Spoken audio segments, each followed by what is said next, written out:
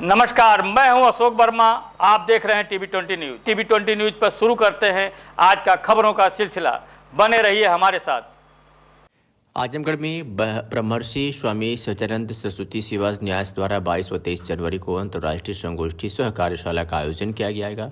इसकी जानकारी न्यास के संस्थापक सच्चिदानंद राय ने सिविल स्थित कैंप कार्यालय पर आयोजित प्रेस वार्ता में दी। उन्होंने बताया कि आयोजन महाराजा सुहेलदेव राज्य विश्वविद्यालय Azamgarh, university of Agder Norway, ICAR नई दिल्ली, अमरकंटक केंद्रीय विश्वविद्यालय, स्वदेशी शोध संस्थान और रोहना विश्वविद्यालय श्रीलंका के सहयोग से होगा। उद्घाटन हरिऔध कला भवन में तथा शेष सत्र विश्वविद्यालय परिसर में आयोजित किए जाएंगे। कार्यशाला का उद्घाटन उप मुख्यमंत्री केशव प्रसाद मौर्य एवं पद्मश्री डॉक्टर सुनील डबास करेंगे। कार्यक्रम में 10 अन्नदाता किसानों, 10 युवा उद्यमियों और 10 नारी शक्तियों को सम्मानित किया जाएगा। इस अवसर पर विश्वविद्यालय के जनसंपर्क अधिकारी डॉक्टर प्रवेश सिंह सहित अन्य लोग उपस्थित रहे। हमारा संकल्प है कि इन 4 समारोहों को लेकर के ये हमारी भारत सरकार भी चाहती है, हमारे देश के लोगों को भी इसकी आवश्यकता है।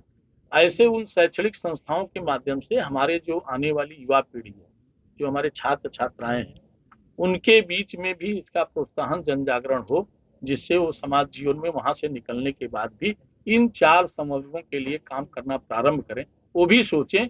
इसलिए हमने इसका कोलैबोरेशन कराया। लोगों को फायदा क्या मिलने वाला है? स्वाभाविक तौर पे हम एक प्रोत्साहन देंगे। हमारा उद्घाटन सत्र में हम जो इन 4 समूहों के हमारे जैसे युवा उद्यमी हैं, उनको प्रोत्साहन के लिए जो हमारे जिले के या हमारे क्षेत्र के ऐसे युवा उद्यमी हैं जो अपने से खड़ा होकर के और अपना उद्योग बढ़ाए हैं, तो हम उनको प्रोत्साहित करेंगे, जिसके कारण हमारे आने वाले और युवा उद्यमी हैं जो प्रोत्साहित होकर के उस तरफ चलें। ये सत्य है कि हम युवा उद्यमों को इसलिए करते हैं कि आज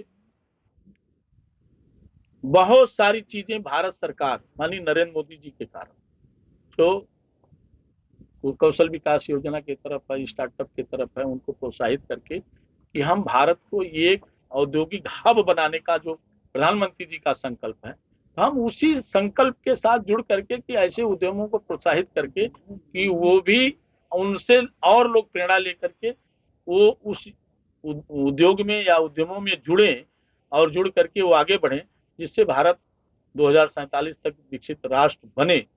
उसी तरीके से जो अन्नदाता को हमने लिया है, आज एक प्राकृतिक खेती, मतलब हम जो जनरल खेती करते हैं, हम लोगों को प्रोत्साहित करेंगे कि प्राकृतिक या कमर्शियल खेती की तरफ। जैसे हमारी सरकार का संकल्प है कि हमारे किसानों की आय दोगुना हो, तो आय दोगुना होने के लिए केवल धान और गेहूं बोने से नहीं हो सकती।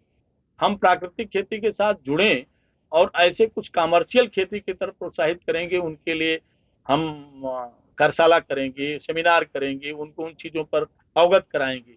ये हमारे अन्नदाता का।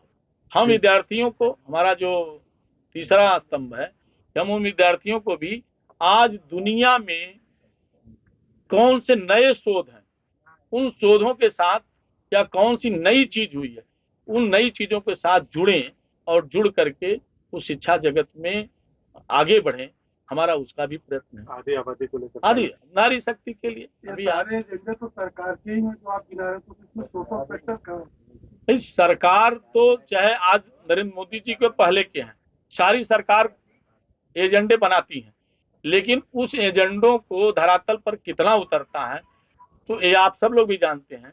लेकिन मुझे लगता है कि जो आधी आबादी की बात आप कर रहे हैं, ये स्वाभाविक तौर पे कि 2014 के बाद से इस देश की आधी आबादी को प्रोत्साहित करने के लिए, उनका हक देने के लिए या उनको समृद्ध बनाने के लिए, उनका उत्थान करने के लिए हमारी केंद्र और प्रदेश सरकार की, आप देखते हैं कि स्वयं सहायता समूह के माध्यम से एक बहुत बड़ी आधी आबादी है जिनको आत्मनिर्भर बनाने का प्रयत्न सरकार भी कर रही है। हम उस सरकार के साथ मिल करके उनको प्रोत्साहित करने का प्रयत्न करेंगे।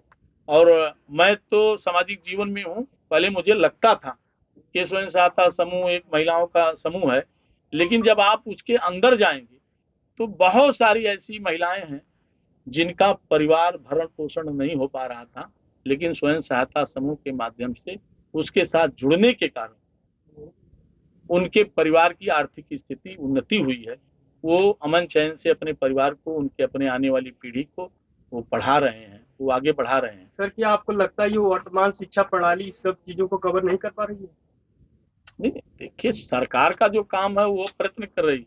समाज में बहुत सारे ऐसे होते हैं कि जो भी सरकारें होती हैं या जो भी इस तरह के चार स्तंभ होते हैं या जो भी लेके चलता है, सरकार का अपना स्वरूप है, लेकिन हम इस देश के एक नागरिक हैं, तो हमारा भी उत्तरदायित्व, हमारा भी कर्तव्य बनता है कि हम उसके साथ जुड़ करके समाज के उन वर्गों संवर्गों को जागृत करें। ये प्रयत्न बहुत सारे लोग भी करते हैं, इस प्रयत्न के साथ हम लोग भी जुड़ करके ये प्रयत्न कर रहे हैं और आगे बढ़ाएंगे। आपका संगठन जो है किसानों के लिए काम कर रहा है।